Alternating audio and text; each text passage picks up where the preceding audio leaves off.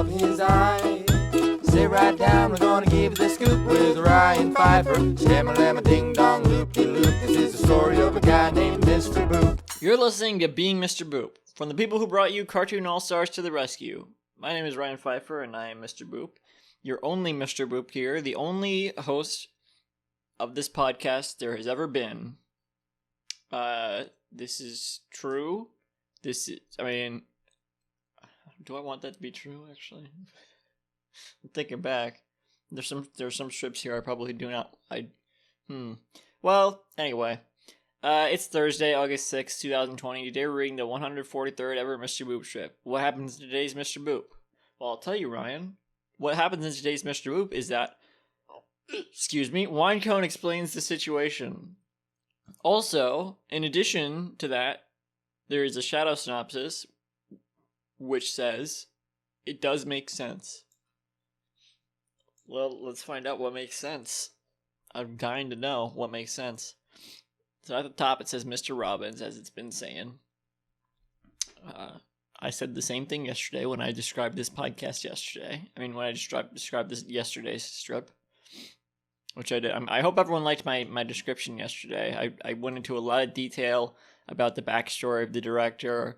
It was, I think, maybe one of the best episodes I've ever recorded. And if you didn't get to hear it because someone else's episode went up instead, that would be really devastating to me. So I hope.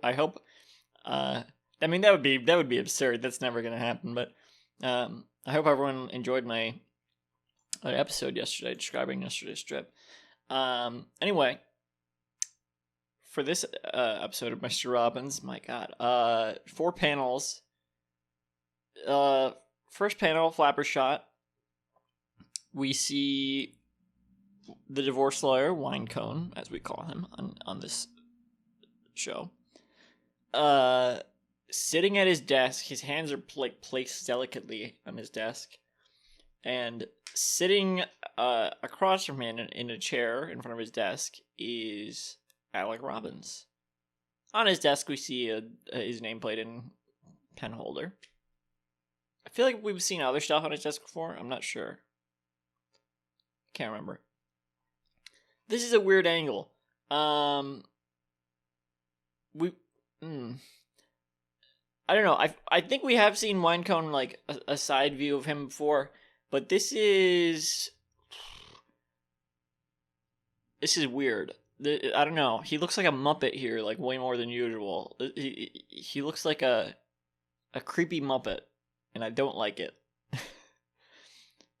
Alec is disheveled as he has been. His hair's all messed up. He's got a bag under his eyes. He's like, he looks like he's tweaking out. He's got his hands up, kind of pleading. He's in his like dirty wife beater, which is an ironic name because he would never do such a thing to his beloved wife, Betty Boop, ex-wife now.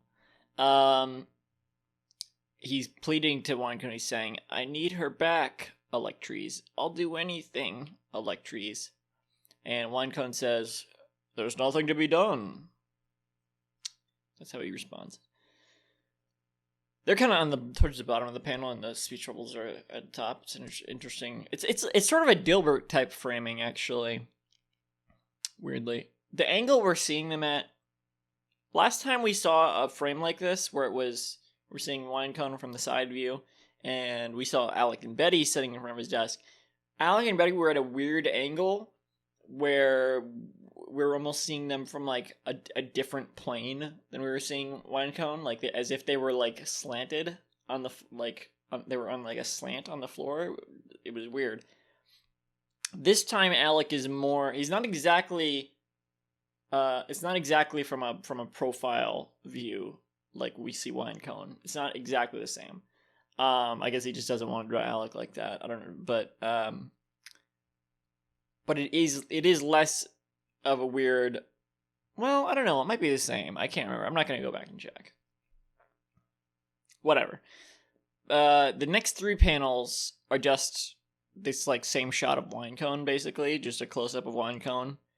So panel 2, we see him looking at Alec, and sadly, a little bit more sadly than he looks in the first panel, but maybe that's just because we're seeing him from far away and he looks kind of nonplussed. I mean, this is his expression usually, but we can read a little bit of sadness into it because we know that he does think it's a little sad, at least. But he usually looks like this, so I don't know. Hard to tell. But he's got a speech bubble that says, like I said, they had an airtight case. Panel 3 is kind of looking to the side, to the right of the panel. Instead of right at Mr. Robbins, that is. The ex-titular Mr. Boop. And he's got a speech bubble that says, "You breached copyright law by marrying Betty Boop." Final panel, panel 4. Same shot. He's looking at the audience now. So he was looking at Alec, and he was looking away, like to the side, like thinking, and now he's looking directly at the audience, and he says, "It makes sense." So that was the thing that made sense, was that because he breached copyright law by marrying Betty Boop, they had an airtight case. That was what made sense. It's interesting that I honestly thought Winecone would kind of be out of the picture after the divorce, but he's still around. It's cool. I like the character. I like that he's still around. I don't know. I feel like I almost feel like this would be a time for this could be a section for Alec to go to the bar and talk to Sonic, or it's interesting that we don't see any of the other. We don't see him we don't see him like talking to Sonic at the bar or talking to Bugs or Peter's friends. We don't see him talking to any of them about it. We only see him. It's like he's only turning to Winecone in his time of need. I was talking about Winecone on a call yesterday. The Winecone that the titular Winecone. The YouTuber that we discovered after our first. That I discovered. I don't know why I said our. I don't know why I said we. The YouTuber that I discovered after my first session of recording this podcast. Someone referenced him on a call yesterday. I don't remember what the context was, and they were surprised that I knew who he was, because he is. I don't know. It's kind of a deep cut. I don't know why I'm bringing this up. I just thought it was weird. I mentioned that we call the divorce slayer here Winecone. I still know very little about this YouTuber. I don't remember how this came up. I don't remember why I chose this as the name for this character, but it's stuck. That's just what he's called now. And that's the canon name. Doesn't matter what Alec Robbins says. That's the divorce lawyer's name is Winecone.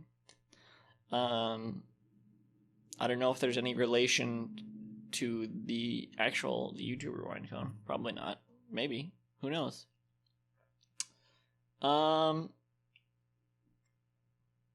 me think about what he's saying here. Airtight case.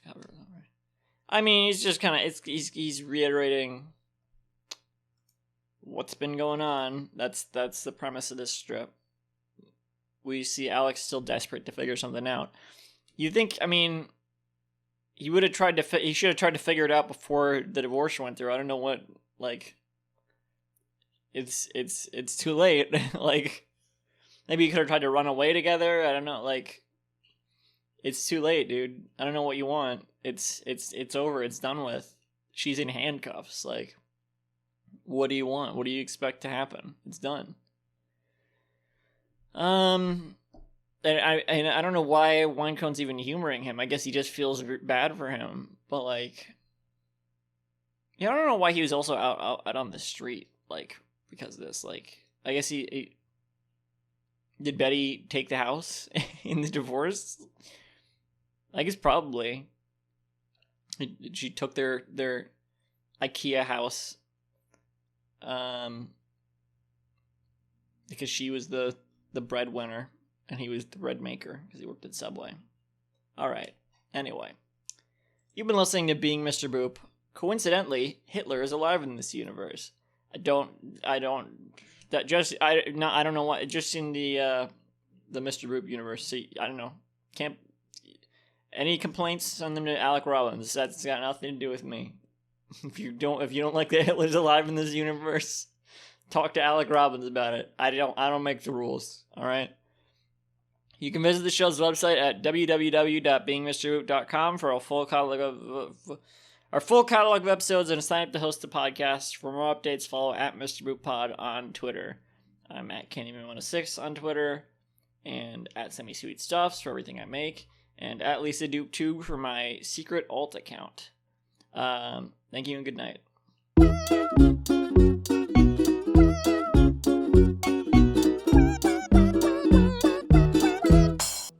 I thought Hitler was alive in the universe where we both separately host Being Mr. Boop. This podcast was brought to you by the Pitch Drop Podcast Network. Like what you just heard?